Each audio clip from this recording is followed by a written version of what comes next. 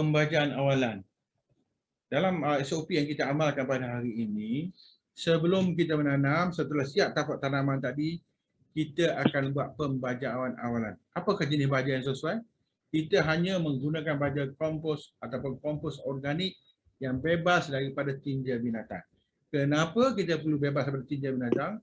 Kerana kita sedia maklum, kajian daripada kajian, tinja binatang akan memberi kesan pertumbuhan fungus secara cepat yang boleh menjejaskan pokok kita, yang boleh beri penyakit itu kepada pokok durian kita. Dan dalam hal ini, kita hanya meletakkan kompos organik untuk kita buat pembajaan awalan. Kenapalah kena baja dulu sebelum nanam? Okey. Memang tanah tersebut perlu diberi pembajaan dahulu untuk tanah tersebut memulihkan dari segi topsoil dan sebagainya. Ya, supaya tanah itu mengandungi unsur baja, nitrogen dan orang kata topsoil untuk kita buat penanaman.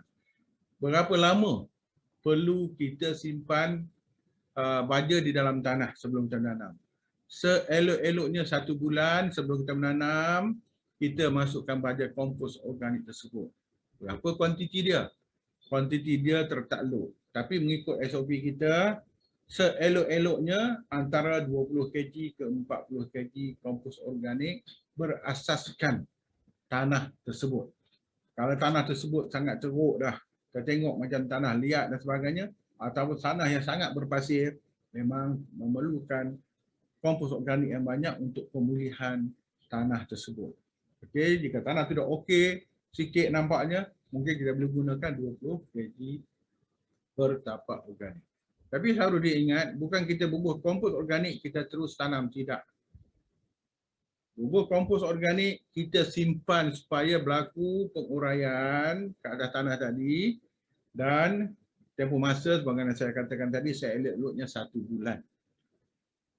Pertama, bila kita lihat kenapa perlu 1 bulan, sebab selepas ini, bila kita dah siap dah buat tapak tanaman betul busuk di tengah-tengah tu kita bubuh baja organik, kita peramkan di atas tanah, kita ada masa untuk buat kerja-kerja utama lain lagi di situ.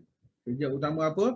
Untuk menyediakan sistem pengairan kepada pokok durian tersebut. Jadi next.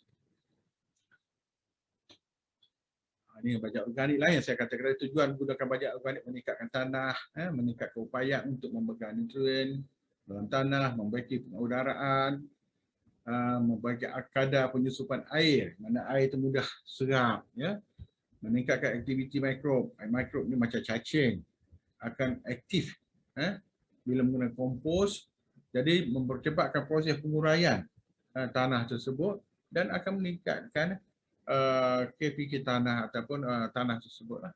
Jadi itulah dia punya keperluan baja organik yang perlu kita buat pembajaan awalan. Kalau teknologi lama dahulu, hari ini membaja, hari inilah campur semuanya, lepas tu letak benih pokok.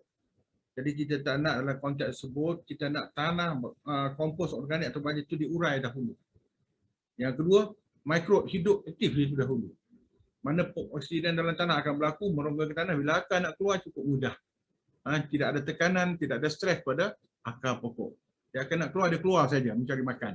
Makanan yang dah ready. Okay. Next. Inilah pembajaan awalan. Ini projek yang kami buat untuk projek Perbadanan Kemajuan Pertanian Negeri Pahang. 2 tahun lebih lah. Jadi kita persiapan tapak dan kita memasukkan kompos organik sebagai pembajaan awalan. Pembajaan awalan. Dan kita tinggikan lebih kurang 3,5 kaki tapak tersebut lah.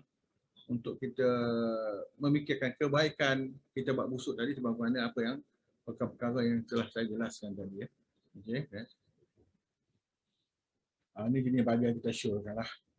Mana-mana baja lain pun boleh digunakan. Ini yang kita showkan di bawah syarikat kita, konsultan kita yang kita bangunkan ke atas syarikat-syarikat yang memerlukan perkhidmatan kita, kita mensyurkan penggunaan baja inilah, kompos organik dan sebagainya daripada jenama ini kita kerana kita berpuas hati dengan kualiti tersebut.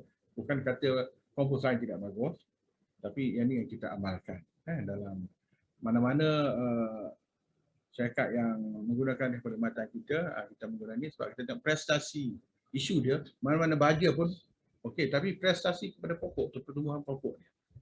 Ada saiz dia. Kalau tanam pokok 2 kaki, umur 5 bulan, berapa prestasi pokok, berapa ketinggian dan berapa kelebaran kanopi tu.